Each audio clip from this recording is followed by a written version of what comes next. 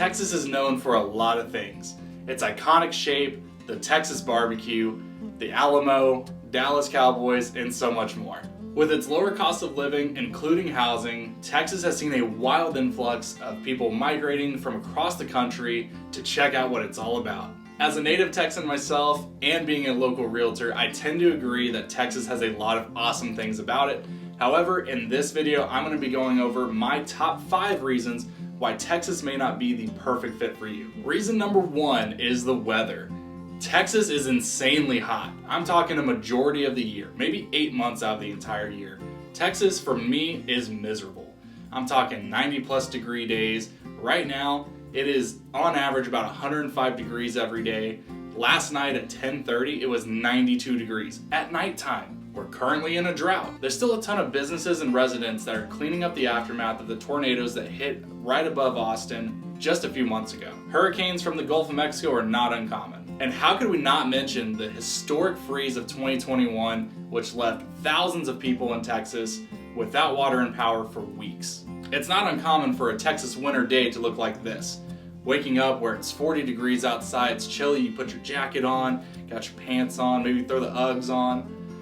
And then by the afternoon, you're wishing that you had a t-shirt and shorts. The overall unpredictability of Texas weather is something that you should absolutely be aware of before choosing to move to Texas. Reason number 2, poor or underdeveloped infrastructure. Look, to be quite honest, the major metro areas are not ready for the amount of growth that we're seeing in such a short amount of time. Believe it or not, Austin, Texas used to be a much smaller city. Now we have over 1 million people here who are all trying to use the same 3 major highways in the mornings and in the evenings. So for the daily driver, this can be quite a hassle. So aside from the highway issue, you also have ERCOT. If you don't know what ERCOT is the Texas power grid, which is independent from the East and West, and it operates on its own. Now, ERCOT last year during the freeze didn't really do anything. They just basically came out and said, hey, we weren't prepared for something like this, right? So it's Texas, you kind of give them the benefit of the doubt, right? Texas isn't really gonna have that extreme freeze like we saw last year, maybe once every 100 years. However, Texas is very hot all the time. And I'll tell you, just this week on Monday and today, Wednesday, we got 2 emails about ERCOT requesting that Texas residents cut back on their AC. Don't use your major appliances. So basically we have an energy problem.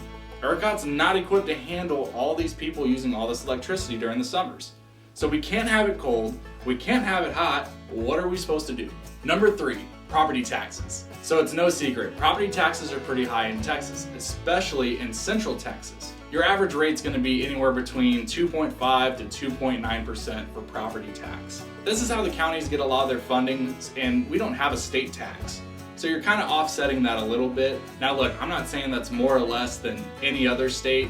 However, when you're paying that high of a property tax on a property that's appreciated the way that homes have around here over the last 2 years, that can be pretty shocking. Number 4, political affiliation. So Texas is a very red state, meaning that a lot of the residents are conservative. In fact, the state capital is here in Austin, which is kind of ironic because Austin tends to be a little more liberal than a lot of the surrounding anywhere else in Texas. And look, I'm not saying that that's right or wrong.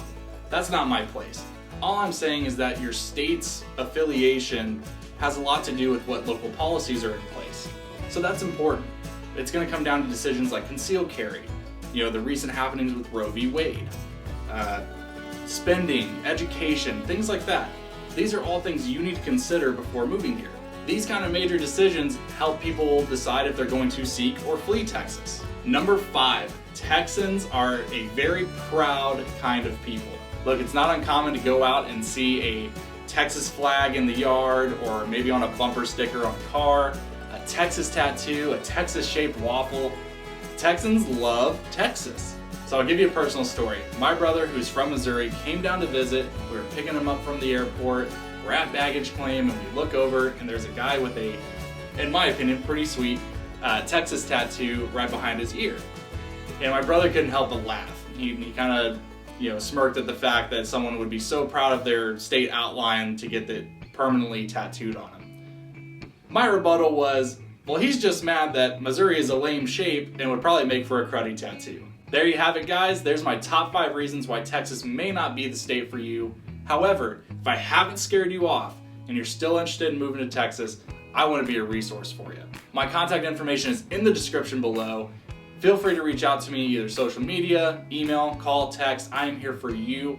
I want to be your one-stop shop for everything Texas real estate. Thank you so much for tuning in today. If you enjoyed the video and you got something useful out of it, go ahead and give me a thumbs up. Subscribe to the channel if you want to stay up to date with all the videos that I upload every single week regarding real estate here in the Central Texas area. Peace, love, and Texas, guys. I will catch you in the next one.